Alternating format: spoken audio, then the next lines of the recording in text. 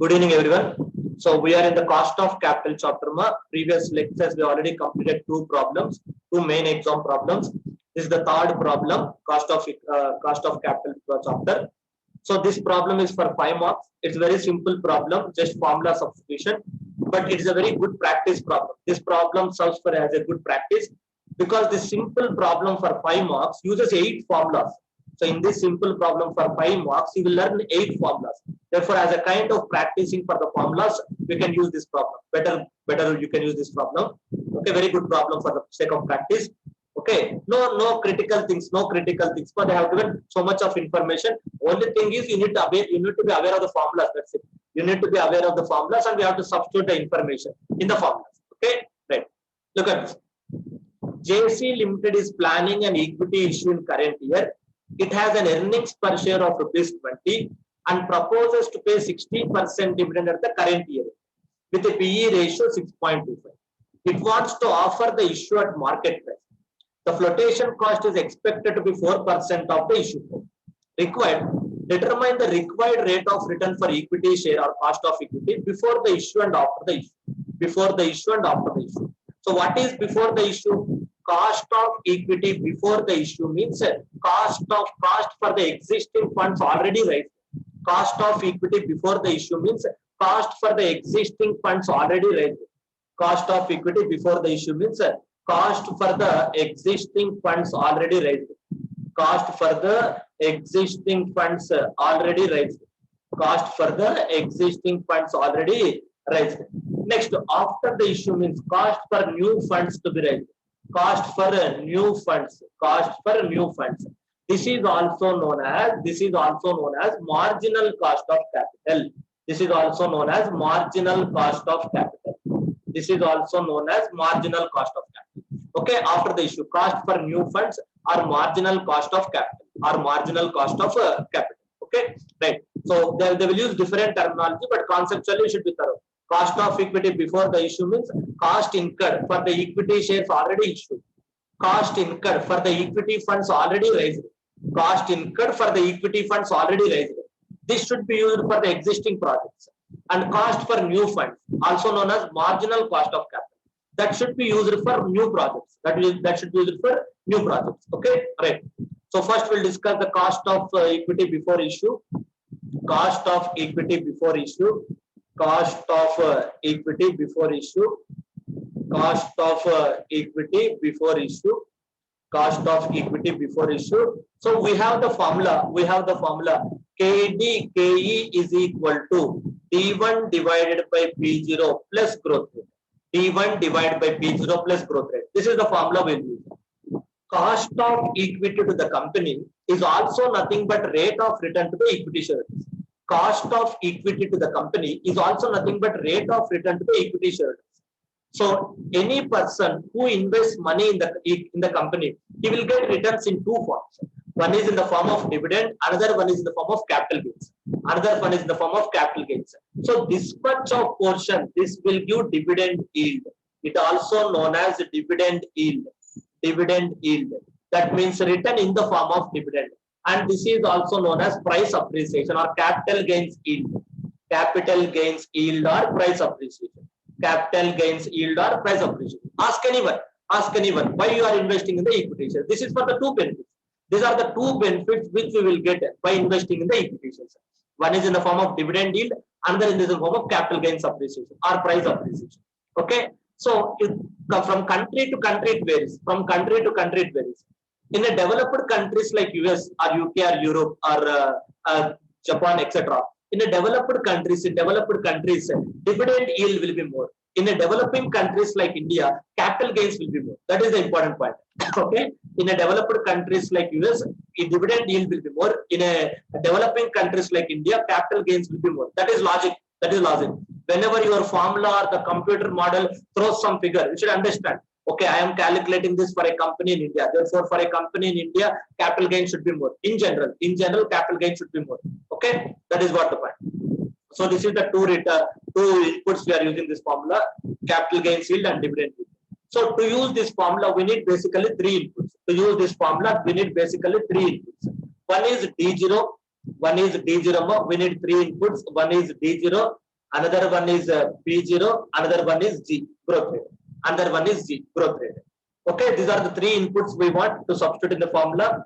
D0 is equal to D1, D1 is equal to D1 is equal to D0 into growth rate.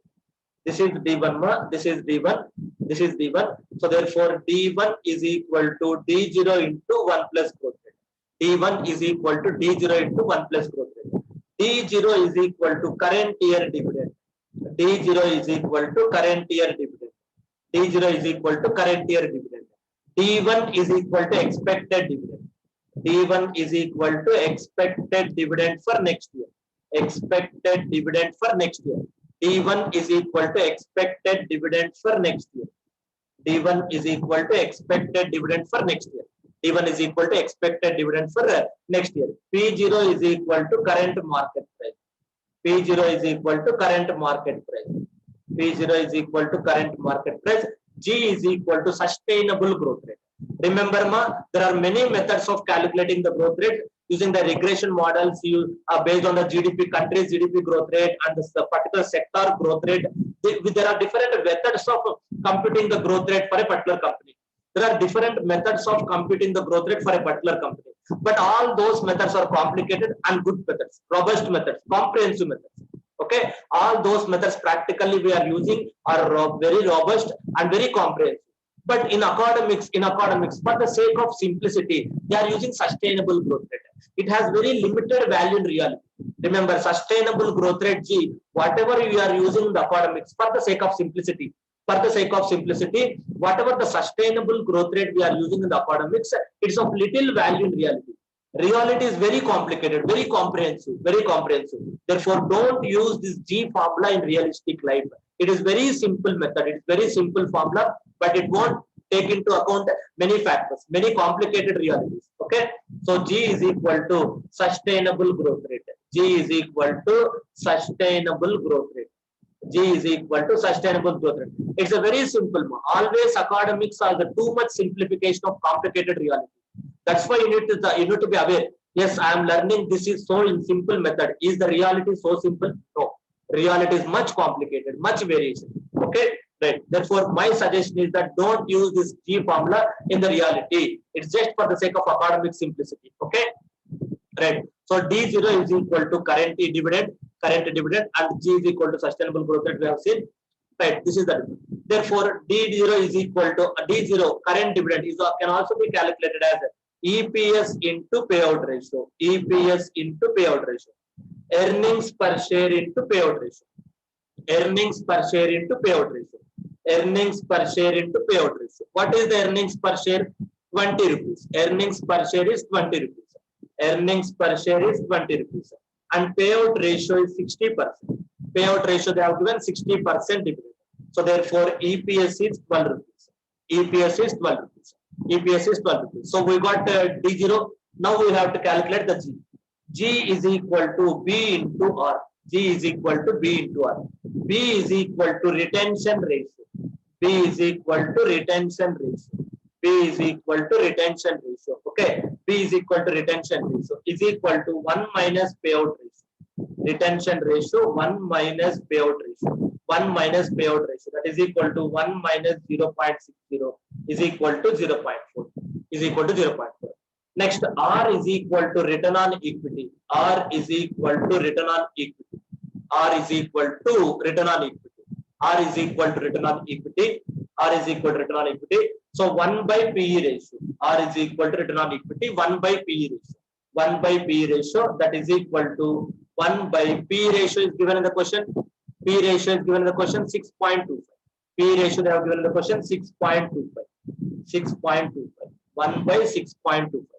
Let us see in the Excel what is 1 by 6.25. 1 by 6.25. 1 by 6.25. It will be 0.16. It will be 0.16 or 16%. 0.16 or 16%. R is equal to return on equity 0.16 or 16%. Therefore, G is equal to 0.4 into 0.16. G is equal to 0.4 into 0.16. 0.4 we got. B is equal to 0.4 we got, and R is equal to 0.16 we got. Therefore, G is equal to P into R. That is equal to 0.4 into 0.16. 0.4 into 0.16. 0.4 into 0.16. 0.064 or 6.4%. 0.064. We got the G. Therefore, D1 you can calculate. D1 you can calculate 12 into 1.064. 12 into 1.064 growth rate. 12 into 1.064. 12 into 1.064. Okay, 12 into 1.064. 12 into 1.064. How much will get? 12.76 or 77. 12.77. 12.77. We got the D0. We got the D0 12.17. D1 we got it. D1 12.77. D1 12.77. So we got the D1 and we got the G and we got the P0. What is P0? P0 is equal to current market price. That is equal to EPS into P ratio. EPS into P ratio. EPS we got 20 and P ratio we got 6.25. EPS we got 20 and P ratio we got 6.25. 20 P ratio we got 6.25. It will be 125. It will be 125. So P0 is equal to 125. P0 is equal to 125. So therefore, in total, first D0 is completed. D0 is completed. Okay. Next P0 is completed. Second input in the formula P0, that is completed. Next G, third input in the formula G, sustainable growth rate. Third input in the formula G or sustainable growth rate. Third input in the formula G, sustainable growth rate. This is completed. Okay, three inputs. What are all the three inputs to be used in the problem? That is completed. Okay, now just substitute in the formula.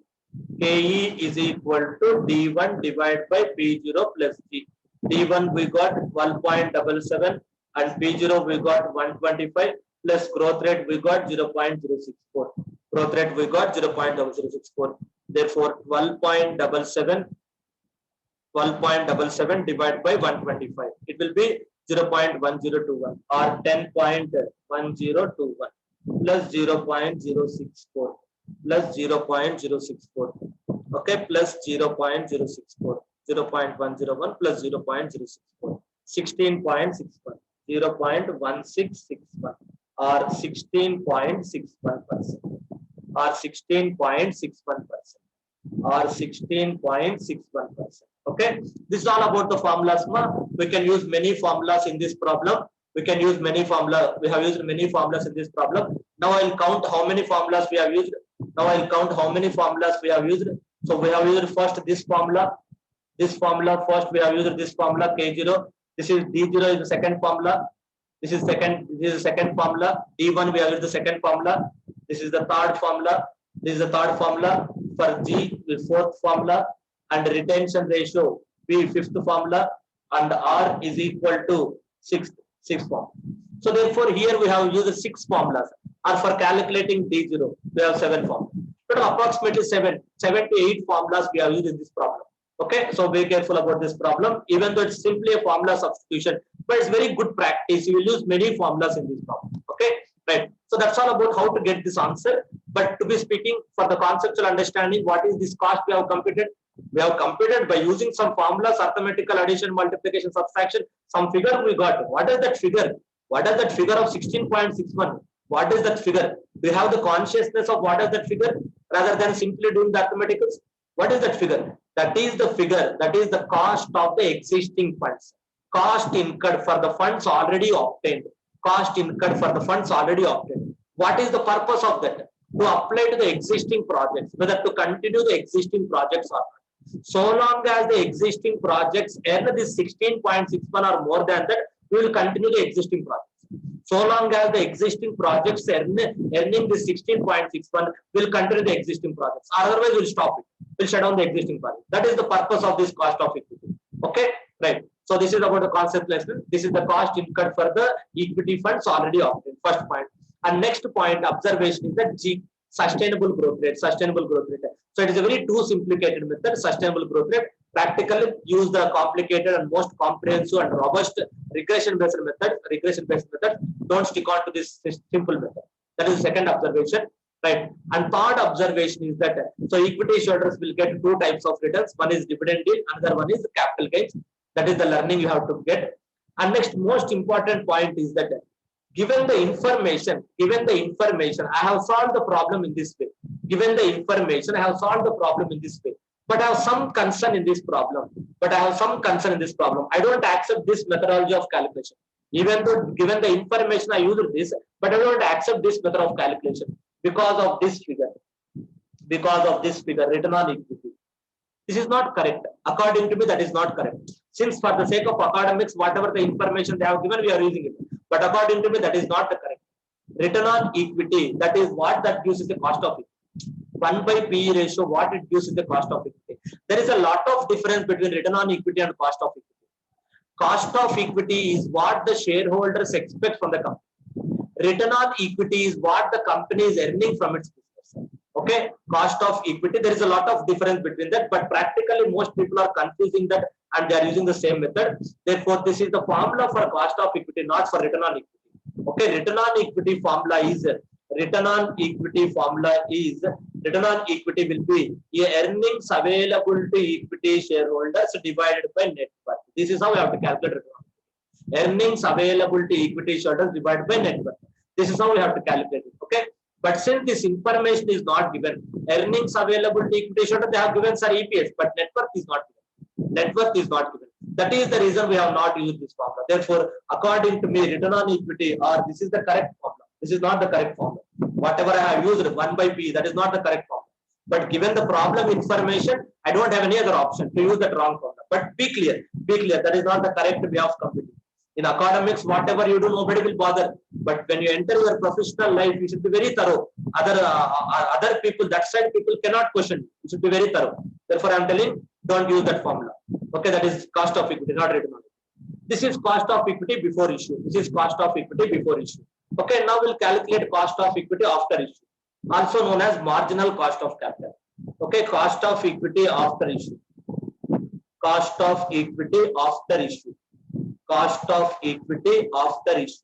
Also known as marginal cost of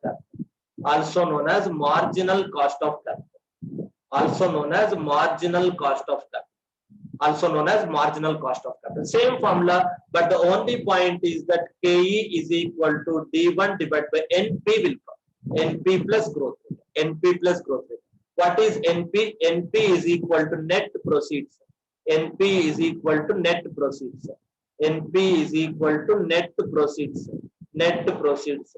is equal to issue price minus flotation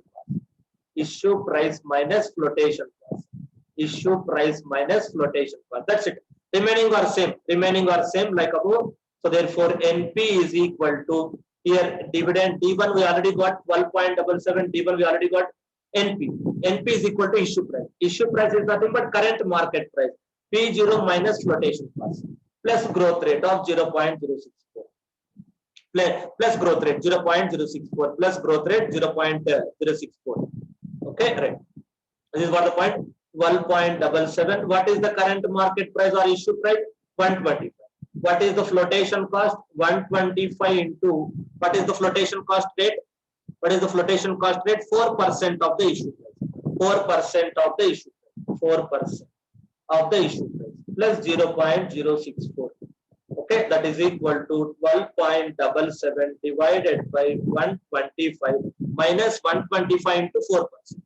125 into 4%. 125 into 4%. 125 into 4%, it will be 5. 125 into 4%, it will be 5 plus 0.064. That will continue as it is. Therefore, 12.77 divided by 120 plus 0.064 plus 0.064. 12.77 divided by 120. 12.77 divided by 120. 12.77 divided by 120. Okay. 12.77 divided by 120. 12.77 divided by 120. How much will get? 10.64. 10.64. 0.10. 0.1064. 0.1064 plus 0.064. 0.064. Okay. Plus 0.064 above cost. that is 0.1704, 0.1704 or 17.4%, 17.04% or 17.04% into 100. 17.04%. This is the final answer. This is the final answer. Okay, marginal cost of capital instead of P0 current market price. Marginal cost of capital instead of P0 current market price will use NP, net proceeds per issue. This is the simple method. Okay, right. So this should be the question mark. You can calculate this. So the solution will upload along with this video lecture. We'll upload the solution along with this video lecture. We'll upload the solution. Meanwhile, you can go through this. Cost of equity before issue and cost of equity after issue. Cost of equity before issue and cost of equity after issue. The only change in the formula is there we'll use P0 current market price. Here we'll use NP, net proceeds. Net proceeds. Because of the flotation cost, our borrowed amount will decrease. Accordingly, our cost will increase. Okay, this is what. Be careful, there are many formulas used in this problem. Okay? Thank you.